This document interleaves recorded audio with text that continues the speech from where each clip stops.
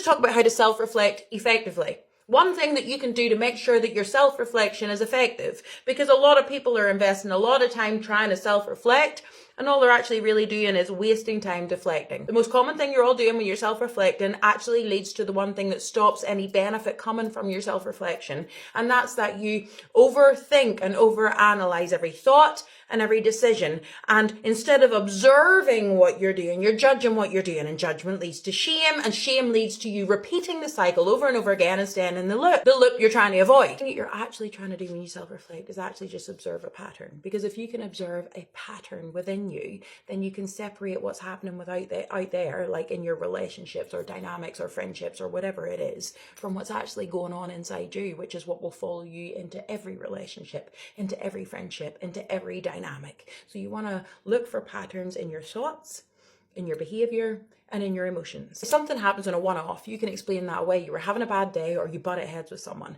But what happens when you don't start to recognize patterns within yourself is you're explaining away a lot of singular events that actually have a lot in common. So maybe it's surrounding rejection. When you don't get invited somewhere, even if you don't want to necessarily be invited somewhere, when you don't get invited somewhere, you have a huge reaction and you tend to blame the third party for said reaction. But what happens is when you notice patterns, you start to realize, what is it about me that I really don't take not being invited well?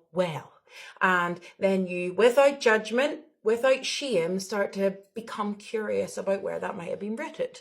As a child, where you left out, did you feel like you were always excluded? Did you feel like no one ever really wanted you there? Well, it would stand to reason that it would trigger you in adulthood not to be included. We tend to hyper-focus on singular arguments or disagreements and zoom in on them because it allows us to pick them apart and make it about us and them, rather than actually just looking within. We think if we admit that there's something going on within us, then somehow that makes us flawed. It doesn't. The people who do the most damage are the people not willing to look within and continue to be the same throughout life, and they keep finding the same arguments with different faces at the end of them. But what happens when you zoom out and you start looking at different disagreements you've had or big reactions you've had, you start to try to notice a consistent pattern in each one. What in each one of those is similar in some sort of way that might have triggered me? Then you become curious about that trigger and think about where in childhood that took root for you.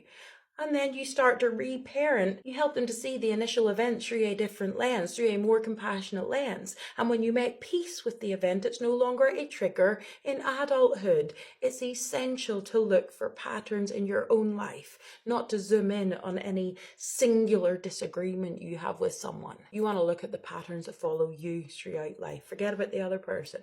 Look at the patterns that follow you.